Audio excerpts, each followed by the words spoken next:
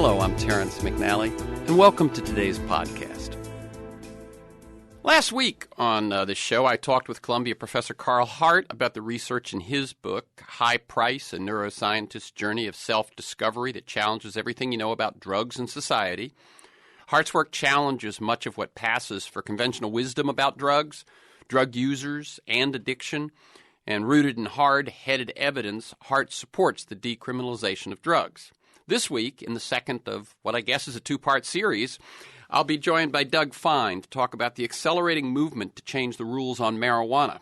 According to Fine, as the economy continues to limp along for most Americans and California cities declare bankruptcy, one action, the legalization of marijuana, would save government billions per year while raising huge sums in taxes. According to Time, the legal medicinal cannabis economy already generates $200 million annually in taxable proceeds from a mere 500,000 registered medical users in just 16 states. 51% of Americans support full legalization, cannabis regulated for adults like alcohol, and 80% support medicinal cannabis legalization. Fine's book, Too High to Fail, Cannabis and the New Green Economic Revolution, is just out in paperback. And in a postscript that he added to the new edition, Fine writes, I'm going to read a quote here, on November 6, 2012, Colorado and Washington voters ended the drug war. That is to say, voters in both states overwhelmingly legalized adult social use of cannabis. Colorado's new law, vitally, also allows industrial cannabis cultivation. It's no stretch to say that the Berlin Wall of the drug war has fallen.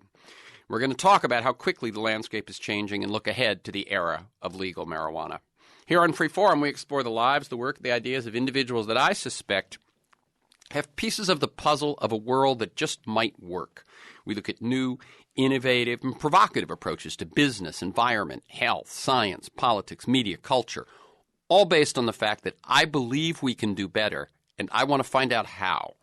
Doug Fine is a journalist and a humorist, National Public Radio adventure contributor, author of Farewell My Subaru, an epic adventure in local living, Not Really an Alaskan Mountain Man, and his latest, Too High to Fail, Cannabis and the New Green Economic Revolution. Welcome again, Doug Fine, to Freeforum. Oh, it's great to be with you, Terrence. So much has changed since we last spoke. That's right. We spoke, I believe it was July 2012, so a little less than a year. But it has been quite a year, obviously the Colorado and Washington votes being the biggest signs. Before we get into what's changed and where we stand and where we're heading, I like listeners, as you know, to get a feel for the people behind the ideas and the work that we talk about. So could you tell us in your own words a bit about your path to the kind of work you do today? And feel free to mention mentors or turning points, moments of decision, that sort of thing. And by that, I mean, you know, you became a writer, you became sort of an idiosyncratic writer that looks for these interesting projects. And now you are called upon and taking a role sort of in this marijuana, where do we stand, where are we going kind of conversation. Go ahead. Right. So I appreciate that. I appreciate the opportunity to give background. What a kind of rare treat in today's soundbite world. So I grew up in the New York suburbs, and I always felt as though the indigenous gene was in me, and that's what I wrote about, the indigenous gene in that first book, the aptly named Not Really an Alaskan Mountain Man. You know, went right from McDonald's value meals to moose and salmon. From there, I wanted to reduce the hypocrisy inherent in, I guess anybody's journey. But in my journey, for instance, I was catching salmon in Alaska using a two-stroke outboard engine. I relocated to New Mexico, figuring correctly, actually, that you could point your solar panels down to the ground and still power your homestead. And I've been living pretty much on solar power, driving on vegetable oil, that kind of life for the last 7 years, and it's been intense just in the last week or two. We've had a ho-hum, another climate change, massive wildfire, now up to 45,000 acres and closing in on my Funky Butte Ranch here in New Mexico. It's changed our lives. The fire has caused a couple of bears to become fire refugees, and they slaughtered 3 of our 4 goats here just 2 days ago that provide my family's protein with their milk and yogurt. So we're going through some intense and profound changes here. All the humans in my family are okay, and we'll have plenty of warning if we actually do need to leave. But it's been, really intense over these last few days. As far as drug policy goes, what caused me to write my follow-up book to Farewell My Subaru, which documents getting about 90% of the petroleum out of my life, the reason I wrote Too High to Fail and wrote about drug policy was because my next-door neighbor, closest neighbor, probably barely in shouting distance, is a AARP member, retiree, and he was raided on a tip from a neighbor in a tip from, I don't know whom actually, in a multi-million-dollar taxpayer wasting, aerial raid that terrified me. I thought I was in trouble for some petition I had signed against fracking or something, but they weren't after me. They were after him for his, whatever it was, dozen cannabis plants he used to self-medicate prior to the implementation of New Mexico's successful medical cannabis state program. And it was just a horrible waste of money and brought automatic weapons into my creek bed. Not cartels, law enforcement brought automatic weapons into my creek bed, putting my family at risk. And I realized I had to write about it. And it's been the easiest thing I've ever had to write about. Writing about the drug war after you look at it from the front lines is like, I'm sorry to give a violent image, but it's like shooting an elephant in a room. It's so wrong at core. It's one of America's worst policies, up there with terrible mistakes and what I believe a great country has made. And luckily, as you pointed out in your very excellent intro, it's on its way out. And a quick point on that, a few days ago, the U.S. House of Representatives in the Farm Bill approved by a 25-vote margin legalizing hemp. The Farm Bill itself failed, but to me the news is what a non-news issue it was, that effectively the drug war, the war on marijuana is over. The House of Representatives voted to legalize hemp, and against huge DEA objections, and nobody's carrying torches to bust the Democrats or the Republicans that supported this common sense vote. So that's proof positive to me that finally America's longest and most expensive war is just about over. Okay, thanks a lot, Doug Fine. That's Doug Fine, author of Too High to Fail. For people who that issue of industrial hemp is a new one, now people have probably seen, there's hemp clothes, there's hemp protein bars and so on, but give people a bit of background on that. And then, if you will, I would imagine you were watching how that passage of that piece of the Farm Bill was moved toward passage in the House. So what's up with industrial hemp, and how did that happen? It's all amazing. It's a great question, too.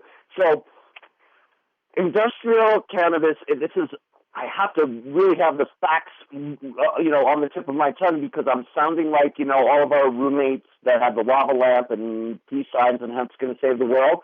But I'm just back from several months of research, including going to Manitoba, Canadian Prairie in the middle of winter, which I wasn't my prime location choice for a journalistic site, but I had to because Canada's got a $500 million market that Americans buy 90% of, and it's growing 20% per year.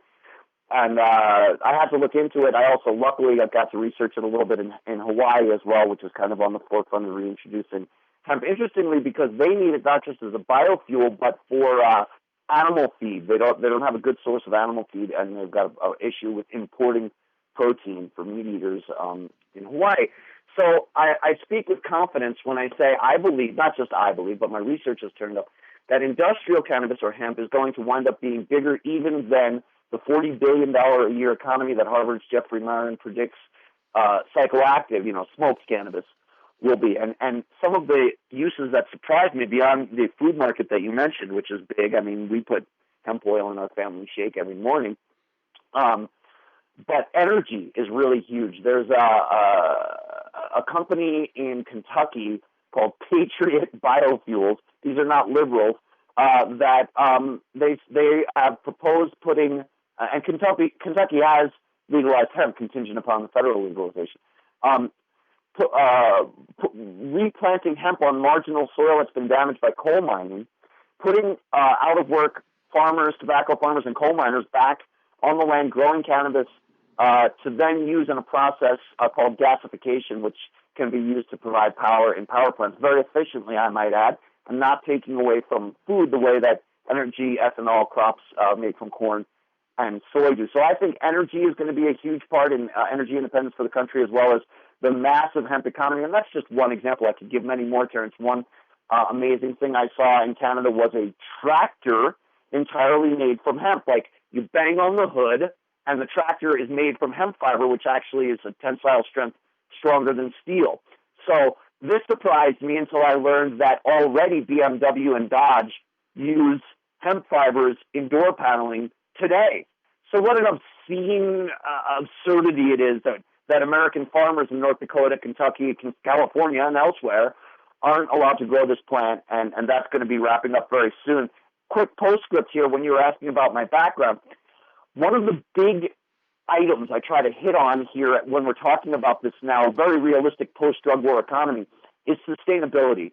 As a guy who tries to live without petroleum, or largely without petroleum, if we're going to grow cannabis, whether it's psychoactive or industrial, it has to be done outdoors primarily when possible and sustainably. And that's important because indoor cannabis use is often heavy with pesticides and heavily energy demanding. So I just wanted to get that in there, that the same people who go to the farmer's market or belong to a community-supported agriculture farm and think about every nutrient they put on their body, if they're also among the 100 million, America's 100 million cannabis aficionados, they really need to think about the sourcing and use their consumer dollar after the drug war ends to make sure that this industry is birthed sustainably. Very good. This is Free Forum. I'm Terrence McNally. I'm speaking with Doug Fine about marijuana and what's happening very rapidly in America's attitudes and laws regarding marijuana. His book, Too High to Fail, Cannabis and the New Green Economic Revolution, is just out in paperback, and you can learn more at Doug Fine, one word, dougfine.com. One other thing I wanted to add, and your one thing. If you have to go to Manitoba, it's not bad that you also have to go to Hawaii. I happen to hear that. Yeah, that sort of balances out. Yeah. And also, I want you to tell people how important the hemp industry was in America before it was wrongly and absurdly barred because of fear of cannabis as a psychoactive plant. Yeah, these talking points that you hear about that sound like they're out of the handbook, again, of somebody wearing a tie-dye protesting in front of the State House in Sacramento or something, but they're true. Thomas Jefferson really did write the draft of the Declaration of Independence on hemp. It really was required of early colonists that they grow it in Virginia. It really was as good as currency used for paying property taxes in the early ages of the United States. It really was, even as late as the 1898 U.S. Agriculture Annual Report, described as an immensely profitable and valuable crop. After the drug war mania started, really just to keep the jobs of the alcohol prohibition people when alcohol prohibition ended, the same dude that ran alcohol prohibition was the first head of the Bureau of Narcotics, Harry Anslinger. Even after that happened in 1937, in 1942, yes, you can go to YouTube and check it out. The Agriculture Department put out a wartime propaganda film called Hemp for Victory, urging Americans to grow absolutely vital crops for the war effort, especially for Navy rope and the parachutes that saved George Bush Sr. when he had to bail out of his plane. So all of those kind of talking points that you hear, they're true. Okay. Let me also ask you, again, before we get into some of the update, a bit about, because it plays both in the current situation and where we're heading, what you found when you spent a year in the Mendocino area of California, living there, researching and working on Too High to Fail. It seems, as you describe it, it's like as Mendocino functions in some alternate reality, as if the war on drugs has ended, and just how they operate. What's going on up there? That's a really good way of putting it, because the entire local government, including the sheriff, the twice elected and very popular registered Republican sheriff, Tom Ullman, put his career on the line. They all did, in some cases, freedom on the line because the feds threatened them with arrest. At one point, I noted in Too High to Fail, the sheriff sent me an email saying, "Oh my gosh, if they come for me, will you bail me out?" And the reason for that is they had to. It was a matter of economic necessity. They became the laboratory that proves that the drug peace era, this big economy we're going to see when the drug war ends, that it really works. I think something like 80% of Americans call the drug war a complete failure, but that doesn't mean that alternatives or the future would necessarily be magically wonderful. But Mendocino proved and showed a model that actually is amazingly wonderful. And I'll give you the quote of a former drug warrior up there and what he said about it. But first, to describe what they did. And this is really the primary focus of Too High to Fail, although I expanded to kind of a worldwide outlook. What Mendocino did was Sheriff Ullman was told he had to fire 7 deputy sheriffs, which is something like, I can't remember what it is now, 18% of his force. They hadn't hired a new sheriff, an extra sheriff, since 1972. So he was very concerned about real public safety issues on the ground. As he put it to me, the county has big problems, massive domestic violence and poverty. Cannabis isn't even in the top 10, right? So this was his words, the sheriff, the chief law enforcement.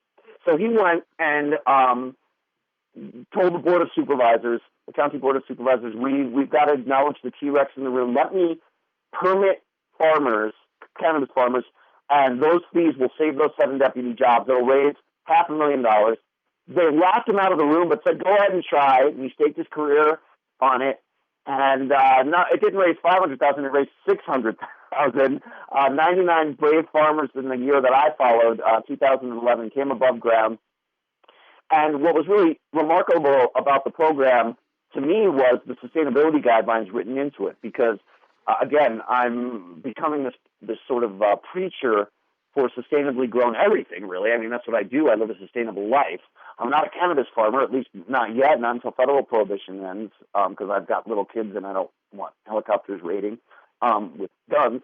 But the outdoor requirements, the zoning requirements, no artificial pesticides allowed, water resource uses, and those standards were increasingly developing. It was such a remarkably wonderful program. They called it the zip tie program because all of the 99 plants that a farm was allowed to grow did have these yellow bracelets on them, and that prevented state and local raids. As unfortunately, the sad part of the book shows, it didn't prevent federal raids, but it was an absolute landmark program that all the counties in the Emerald Triangle were going to emulate if the feds hadn't absurdly and outrageously interfered with it. So it was an unmitigated success. And in the end, besides the money raised, the deputy position saved, this is what Randy Johnson, the fellow who administered the zip tie program for Sheriff Ullman, told me. This guy said, 3 years ago, if I saw you with a joint, I threw you in jail. I took the joint, put it in the evidence room. I didn't think anything more of it. That's what I thought cannabis was. Now I see these are just great farmers, right? These are just people, part of our community doing their thing. But more than that, the reason why the zip tie program was important was Randy said, was getting for the first time in his 27-year career, phone calls requesting help on things like domestic violence and home invasion, whereas in the past, the cannabis community had to live in an underground way. And so these crimes were going unreported because people were afraid if they reported, let's say, a domestic violence incident, the deputies would be more interested in their cannabis garden. And let me tell you, just about everybody up there is a cannabis farmer. I mean, just about anybody. They call it the phone book. That's how you find out who the cannabis farmers are. Just open the phone book. Sheriff Ullman said on his first overflight of the county as sheriff, he said, so that's how that conservative Republican pays for 2 Stanford tuitions at once. You know, everybody up there grows cannabis. And so people are now coming above ground and able to participate in the community. And Randy Johnson, the program's administrator, said that was the biggest value. The fact that there's an entire segment of the society now, which is 90% of the economy up there, by the way, is now above ground, law-abiding and tax-paying. And how dare, I'd like to add, the feds interfere with that when there's cartels out there. It's outrageous. Okay, that's the voice of Doug Fine. We're talking about what's going on with cannabis and marijuana in America today. And his book, just out in paperback, is Too High to Fail, Cannabis and the New Green Economic Revolution. His website is dougfiden.com. It's interesting. What I heard in that is also something similar to what happens with people who fear immigration laws. That same thing, that when you make a person's identity illegal, they're afraid to report crime, they're afraid to report domestic abuse, et cetera, et cetera. That immigration example is a great one for a couple of reasons, Terrence, too. When the feds came in and kind of handpicked these law-abiding local chamber of commerce member, environmentally sustainable, job-creating, cartel-hurting, locavore, organic-style farmers, and rated them as people who read Too Hot to Fail will see happen. One of the excuses I hear is, well, what do you expect? We have to do it. It's federal law. Really? Because on the way there to enforce that federal law, you pass every grape farm along the way where, of course, equally absurd federal labor laws are being violated. So that was one example. And the other issue with immigration, people that are scared of immigration reform, that we'll say is they're afraid of these terrible consequences. But what the Mendocino experiment with cannabis and ending the drug war showed is actually society gets better. There is nobody up there, just about nobody. I mean, we're talking high 90% of the Mendocino County population that feels that the program was a success.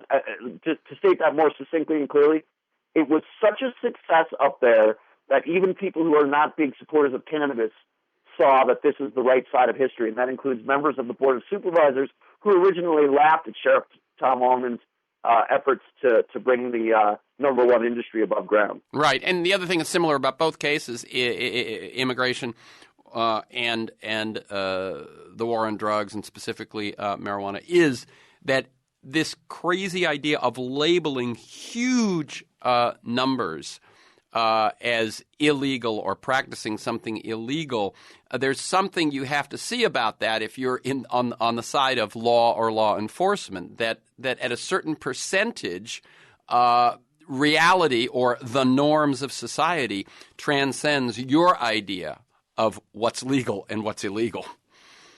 And the thing is, even if you philosophically make that realization, Terrence, a problem is that many law enforcement budgets, and I say this as a law enforcement supporter, I acknowledge the fact that in society one requires law enforcement, and those that are honest and good and do their job diligently, as most do, have my support. So this is not a sort of a cop-bashing statement. But the fact is, ask Norm Stamper, former Seattle police chief, and various other former chiefs of LA PD who are part of law enforcement against prohibition, LEAP, an organization worth looking into for listeners.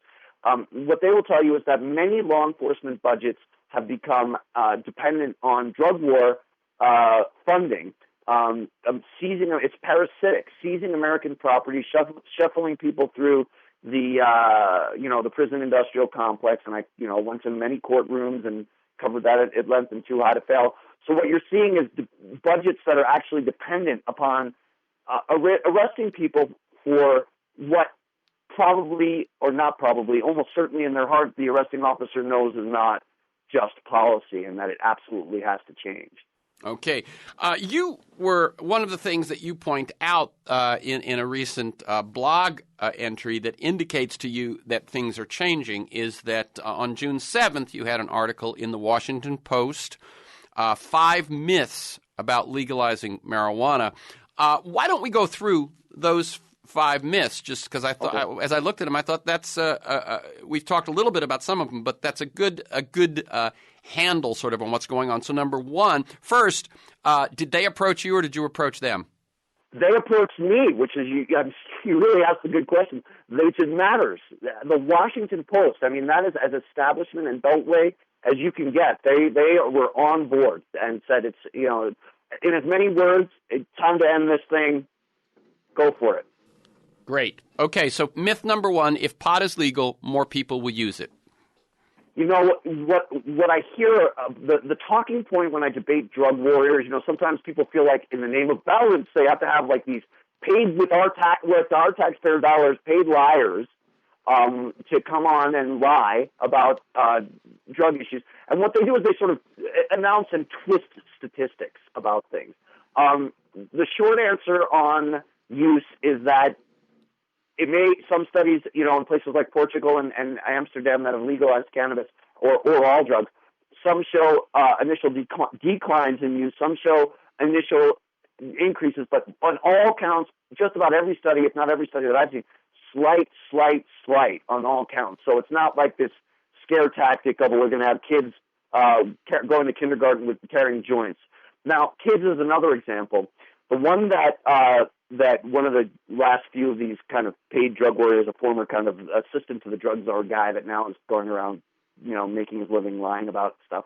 What he threw at me last time we went toe-to-toe, I think it was on CNBC or something, was a study that came out showing that regular underage cannabis users show whatever it was, a 6% IQ decrease. Now, talk about missing the point. The real point is a Brown University study and multiple others, including one that just came out recently, but one that I'm very familiar with, the Brown University study, came out, studied thousands of kids in New England and found that, in fact, there's a slight decrease in youth use rates in states like Rhode Island that have legalized medical cannabis. And incidentally, what the drug warriors said to me when I made that point was, that study wasn't peer reviewed. So Brown University, an Ivy League school, wasn't good enough for him. But the bottom line is, we're not going to see immediately huge increases or decreases. Two other quick points, if I can. I don't want to ramble too long, but two quick other points on that. One is criminals don't ask for ID, and that's why youth rates are at their highest rates ever now, which the Justice Department acknowledges in all their annual narcotics reports. It can't get any worse in terms of youth rates. It can only get better. And the other thing I want to mention in terms of adult use rates, and I think there are studies underway about this already in Colorado, is that we may actually see public health benefits from people substituting cannabis for alcohol in social situations. It makes for safer roads. It makes for less violence. I mean, ask any law enforcer whether they'd rather get a call of marijuana use in progress or violent drunk in a home, right? Any day they'd take the cannabis call. And so we're potentially seeing positive social effects of substitution of cannabis for alcohol. Now, I'm not recommending intoxication in general. I'm a big believer in trying to be high on life. But if you're talking about occasional responsible adult use, any day, cannabis is safer than alcohol. Right. Okay, let me read you a couple of things. One, Tony Newman in the Huffington Post recently talking about Portugal. Portugal decriminalized drugs in 2001, and since then, drug use has not increased, while addiction, overdose, HIV transmission, and incarceration have declined dramatically. And the Drug Policy Alliance has a fact sheet, Approaches to Decriminalizing Drug Use and Possession, on their website, drugpolicy.org. Also, in your Washington Post article, you said that a 2011 University of California, Berkeley study showed a slight increase in adult use with de facto legalization in the Netherlands. Yet that study, and one in 2009, found Dutch rates slightly lower than the European average. So there's for people who are worried about that particular myth. Okay, the next myth: law enforcement officials. Well, wait a second. We're right at the halfway mark. Let me tell people this is Free Forum. I'm Terrence McNally. I'm speaking with Doug Fine. We're talking about marijuana and the drug war. His book, Too High to Fail, Cannabis and the New Green Economic Revolution, is just out in paperback. And to learn more, you can go to dougfine.com. Okay, we're going through the 5 myths that Doug Fine wrote about in an article requested by the Washington Post that was published June 7th. And the second myth is that law enforcement officials oppose legalization. You mentioned LEAP, L-E-A-P, Law Enforcement Against Prohibition, and I believe their website is leap.org, and it's a revelation to someone who hasn't looked into this. But go ahead. Myth number 2: law enforcement officials oppose legalization. Yeah, so Sheriff Tom Allman in Mendocino County, California, no liberal, told me, I think it was in our first interview, it might have been our second, we were sitting in his office, beautiful emerald hills outside the window in Mendocino, Ukiah, California, and he said, I'm not sure I'm getting across my point about how unworried I am about cannabis. Let me tell you, if somebody was just walking outside this window right now, and these are his words, if somebody were walking outside my window right now carrying a pound under their arm, I would not get off my ass to do anything about it. He just does not feel that it's a crime, and almost every law enforcer realizes this. But it is the gravy train, and there are many law enforcement agencies are addicted to it, Terrence, as we talked about in the first half of the program. And I got a taste of that when I first was researching in Mendocino County, California. One of the first times I left the county after relocating there for the year, as I did for the 2011 growing season to write Too High to Fail, I bumped out of the county and was hardly back down in Sonoma County, incidentally, right under a billboard reading "Grab Some Buds," a Budweiser billboard, when I was profiled. As a male, youngish male with a beard in a truck coming out of Mendocino County, and pulled over by a drug squad, falsely told that my truck smelled like cannabis. It was, it was false. Not read any rights.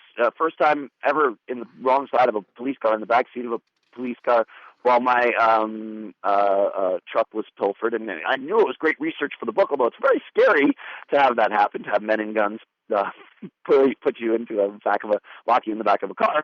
But I did the calculations on how much taxpayer dollars are spent on that corridor. They call it the gauntlet, the growers in the Emerald Triangle, because they have to get through Sonoma County and into the relative safety of the Bay Area to deliver medicine to the legitimate market, or these days what's still the black market. And so I cost them, in their 20 minutes of fruitlessly pulling apart my kids' car seats and all that jazz, I cost them something like American taxpayers something like $1,500, I think it was. Maybe it was $15,000. I can't remember what it was, but some significant amount of money that's recorded in the book.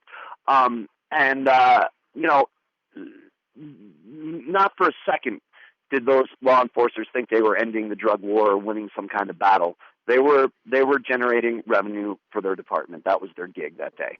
Okay. And myth number 3, getting high would be the top revenue generator for the cannabis plant. We won't talk about this one because we've already talked about this, that you believe that while that might be the case at first, that in the long run, the hemp industry, that the plant from which we one thing, explain the difference between hemp and psychoactive cannabis. Sure. I mean, they're completely different, and no other country in the world has this problem. The DEA's memo, their lobbying memo to try to stop the legalization of hemp, which worked in the Senate debate for the Farm Bill 2 weeks ago, but did not work in the House, thank God, and now probably wouldn't work in the Senate another time, makes these absurd claims that law enforcement wouldn't be able to tell the difference. Or people wouldn't be able to tell the difference. It's a night and day thing. I think about it in terms of football players. Apologies for people who aren't sports fans. But the hemp, the industrial cannabis, is like the lineman. It's the workforce. It's thousands of plants grown right next to each other, huge, vast acreages of a tall, thin plant that's grown for its fiber, and nothing happens if you smoke it. Psychoactive cannabis is like the wide receiver. It's kind of a prima donna. It's manicured. It has beautiful flowers on it because the flowers are the psychoactive element, or the medicinal element as well, or the spiritual element, if you like it, or the health maintenance side of it. But there's no confusing it. As I said, I do this extensive research in Canada and asked these questions. I asked it of the person in charge of testing the Manitoba crop, which is growing, as I said, 20 to 30% per year, because we Americans buy it, by the way. We buy 90% of it. Andrea Herman is her name, and I said, any confusion? She said, not once in 15 years has there been a case of confusion. Okay, so they are the same plant, but 2 different strains, if you will? I would say, yeah, even more than that. So, yes, that's a fairly good way of putting it. Technically, it's the same species. The 2 most prominent psychoactive varieties are Cannabis sativa, which come from the tropics. Cannabis indica, which come from the highlands of Asia. The most commercially cultivated psychoactive strains these days are hybrids of those two, sativa and indica. Cannabis ruderalis is the other main branch that's generally non-psychoactive. It has essentially negligible THC and looks and grows much, much differently. And you'd never confuse them. Very good. Okay, myth number 4, Doug Fine. Big tobacco and big alcohol would control the legal cannabis industry. Well, this is a really interesting one. So you have this discussion amongst third-generation Emerald Triangle farmers who, at first, when you say, well, it looks like we're winning, we Americans are winning the drug war, are you going to come above ground? They said, winning the drug war? I call, putting my kids through college winning the drug war. There's this fun renegade band up there called the Camo Cowboys in Emerald Triangle, and they have a song called The Flower Police that talks about the symbiotic relationship between law enforcement and growers, because it's law enforcement getting 1% of the crop, 1% of the farmers, and they'll never be convicted by local juries up there, by the way, seizing the crop, and that keeps the prices high just by keeping it black market, and it works for everyone. It keeps the law enforcement raid people with their jobs and their fancy gadgets and all that jazz, and the only people that lose are the American people, the Mexican people, the Afghan people, and people that suffer from drug war violence. And it's great for lawyers to keep the drug war keep cannabis illegal. But it's a thin veneer, the protest. And the protest that you hear is, oh my goodness, we'll be put out of business because Coors or Marlboro will move in. Now, Doug, let me just say that when on Prop 19, the California initiative to do some decriminalization, which failed in a close vote a couple of years ago, and there were strategic reasons probably for that they ran that proposition during a non-presidential election, so they had much smaller turnout. But the counties that make a good living off of the current situation, I believe, both voted down the reform. That's right. That's right. And there was another reason for that as well, which had to do that it was a little bit urban centric and indoor cultivation centric. Okay. Prop 19. But yeah, you're absolutely right in your analysis, and I think Californians will overwhelmingly legalize cannabis in 2016. Yeah, this bugaboo that it'll be big tobacco, big alcohol, or big pharma that will control the industry. And the fact is, Wall Street does what Wall Street does, for better or for worse. We can bash it all day long. We've gotten to where we've gotten today, living in a kind of Wall Street, dominated world.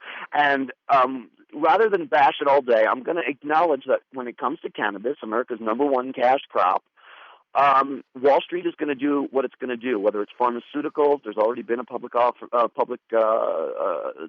of a cannabis-related crop tied to Bayer German pharmaceutical companies in America, in the United States, a few weeks ago.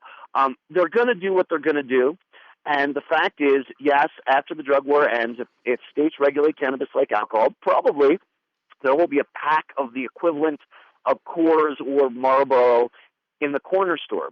But there's a huge difference here. First of all, the top shelf cultivators, the people that are able to brand themselves as the Emerald Triangle farmers are. They have a group called emeraldgrowers.org, to name one group. There's a number of them. They're trying to brand cannabis the way that Napa did with wine. So sure, you can get $2 Chuck Cabernet in Trader Joe's, but fine wine aficionados are going to go to a fine wine store and get that. The craft beer market is another analog. It's something like a $9 billion a year industry, the craft beer market I'm talking about. Now, still, it's dwarfed by Coors, but to say that the high-end, very organically grown, well-marketed small farmer is going to be put out of business is simply wrong, especially since this industry is already decentralized and farmer-controlled today. If the people that are already among, again, America's 100 million cannabis partakers, continues to have that mindset when it's at the farmer's market or when it's at or whatever it is, when it's at the food co-op, available at the food co-op for your healthy, Sunday barbecue dip, they're going to seek something out the same way that they do organic butter or organic eggs or organic broccoli. So it's not an either-or proposition, and it's going to be consumer-driven. Right, which is, as you say, it's very much the case now with either alcohol or food, especially produce. This is Free Forum. I'm Terrence McNally speaking with Doug Fine about the situation with marijuana, the evolving situation with marijuana. His book, Too High to Fail, is just out in paperback. Your fifth myth in the article in the June 7th Washington Post was, in the heartland, legalization is a political non-starter. And before I ask you to answer, let me read you what I thought was interesting. And this is a quote from Ethan Nadelman, the head of the Drug Policy Alliance, in a recent article in the Huffington Post. Washington and Colorado became the first two states in the country, and indeed the first political jurisdictions anywhere in the world, to approve legally regulating marijuana. These initiatives didn't just win. They won by decisive margins of nearly 10% in both states.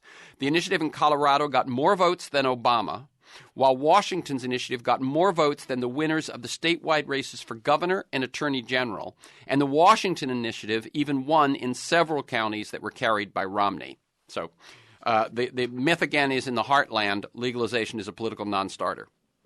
This is the funnest part to watch for me, Terrence, because in essence, it's kind of revitalizing for me as a voter and a patriot and a citizen when you're kind of despairing and you see congressional dysfunctionality and generally terrible Supreme Court we have right now, and you think, my gosh, all these checks and balances you learned about. Yeah, and as I should say again, as a preface, as a journalist who's reported from 5 continents, I tend to be a little bit of an American apologist because for all of our mistakes, I've reported from Rwanda. We generally don't have death squads, and you don't die when you take a sip of water.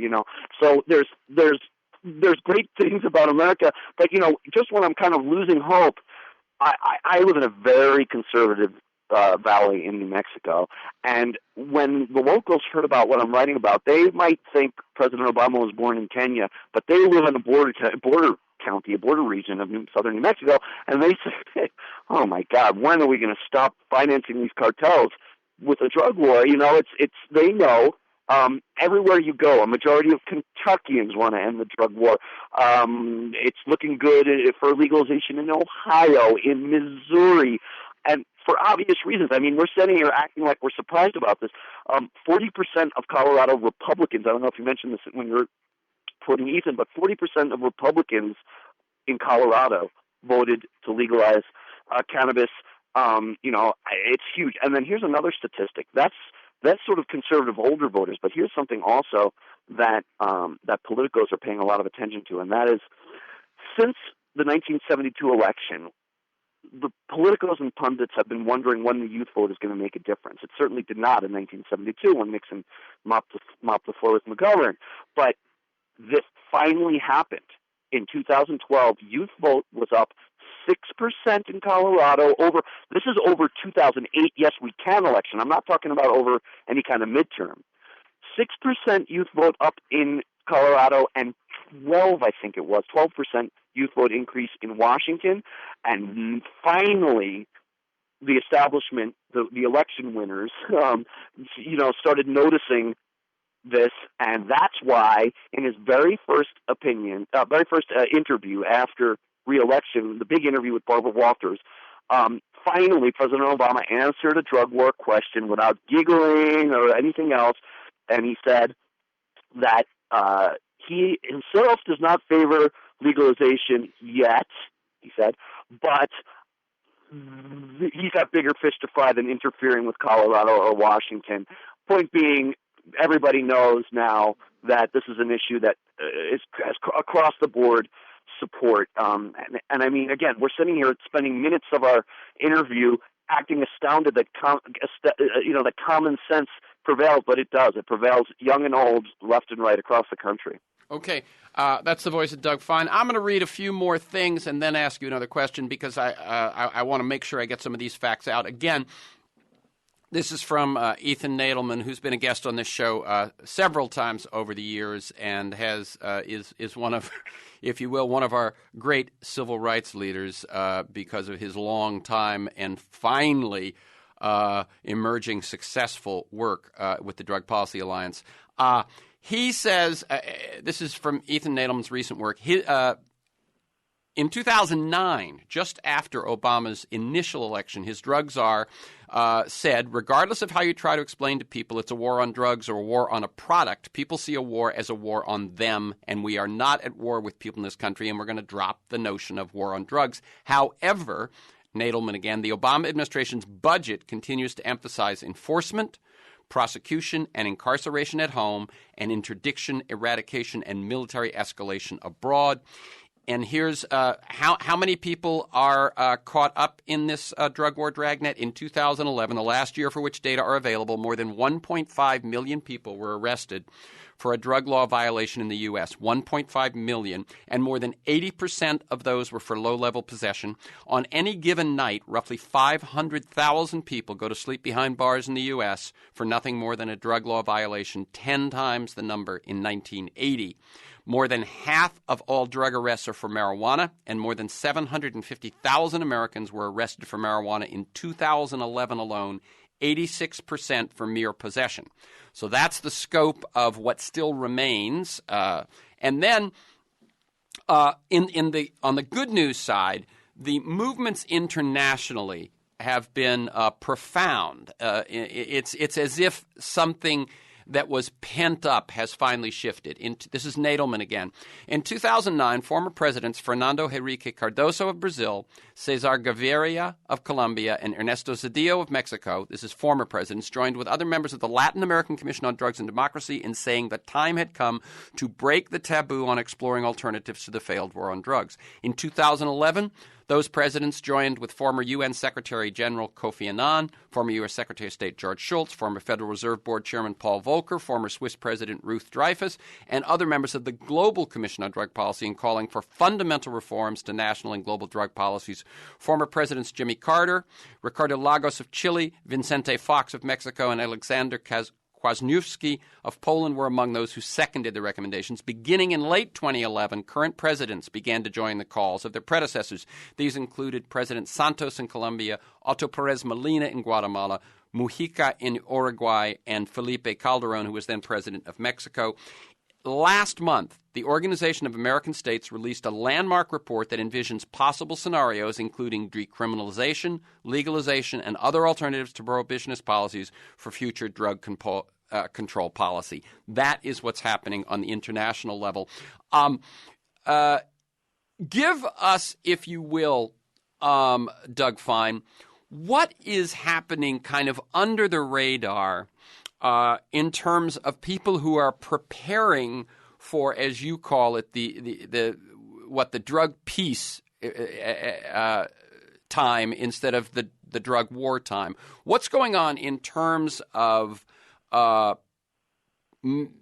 manufacture, alternative planning, and so on? For instance, what's going on in Colorado and Washington in terms of implementing what their voters voted on?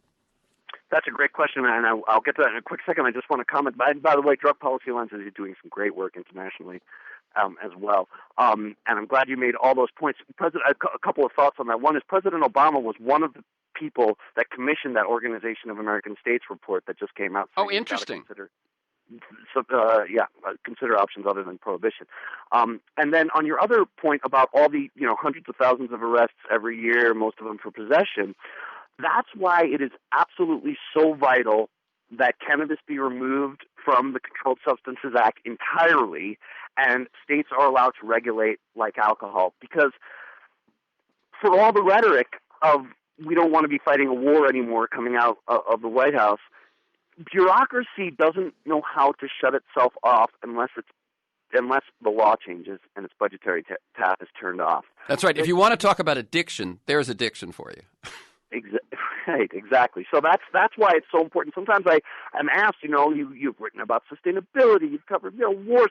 Why do you care so much about the drug war? Is it that important that people be allowed to smoke a joint without going to jail? And the answer is it's fundamental. It's fundamental. I mean, we're becoming a society that imprisons people for profit, and that's something that even Pat Robertson now speaks out against in televangelists. So as far as laying the groundwork and what's happening in Colorado and Washington, I'm really glad you asked that, because while in the end I think it will sort itself out, because again, this is an industry that's had 40 years to develop. Michael Pollan calls cannabis farmers, the best farmers of his generation. These folks know what they're doing. They know how to run a business, and as soon as the federal government allows them to open bank accounts and pay taxes, they're going to be severely hurting the cartels and criminal organizations, just as bootleggers went away when alcohol prohibition went away. And so I'm paying close attention to, but not getting overly worried about the nuts and bolts of how Colorado and Washington are developed, except in a couple of key areas. And by the way, I should say there are probably people jumping up and down right now because there's a huge amount of conspiracy theories going on about meetings happening between the drug czar, the White House Office of Drug Control Policy, and Colorado's governor and people related to Colorado's governor, because the Colorado's governor did make his money in alcohol, and he is an opponent of cannabis. He was not in favor of the constitutional amendment that voters overwhelmingly chose. And so there's all kinds of theories that it's kind of either throwing a wrench in it or trying to restrict it or favoring monster companies that are going to come in and get, monopolistic kind of contracts. And citizens need to be paying attention to that kind of thing. But as a sustainability journalist, what I'm watching very carefully, and I'm deeply concerned about it in Colorado, and just jumping for joy that Washington just yesterday I got an email is reconsidering, and that is an emphasis on indoor cultivation. It's extremely misguided. It's terrible for the earth. We can't make what is already America's number one crop, be in a warehouse, not under God's sun, tons of pesticides, tons of energy use. There's been reports, including by Nobel laureate Evan Mills, about the amount of energy use that goes into indoor cannabis cultivation. The fact is, in certain climates, there might not, and certain times of year, there's no other way to do it. There are ways to mitigate the impact, but that's not even really being discussed. What people are worried about in mandating indoor growing, as Colorado is doing, and Washington initially looked like it was going to be doing, but they're reconsidering now, which is terrific. What they're worried about is things like, lures to neighborhood kids if there's not enough security, or smell nuisance, you drive through Gilroy, California, you smell garlic. Is that a nuisance? I don't know. I don't think so. Not to the folks of Gilroy. Right. So, bottom line, the groundwork is being laid, but for me, to cut through the mess, the things that are important to me is that the industry is allowed to develop sustainably, that people who want to home cultivate, as they would garlic or any other medicinal herb, let's say, echinacea or something, that people are allowed to always cultivate in their backyard. That makes you not have to worry about big business or indoor grows or any of that Marlboro Coors stuff. That's the second big thing. And the third thing is that small providers, people that want to be selling at a farmer's market or in a local food co-op are able to do that just as they would with broccoli. And if those things are and those are big ifs, but if those things are allowed to unfold over time as each state regulates, I think we're going to be okay as the drug peace economy begins. Okay, what I like, actually, as I was listening to that answer, Doug Fine, is that your analogies, your metaphors, your comparisons are to farmers market, local decentralized produce, quality, people being able to pick and choose for quality and so on, rather than metaphors and comparisons with alcohol, tobacco, or pharmaceuticals.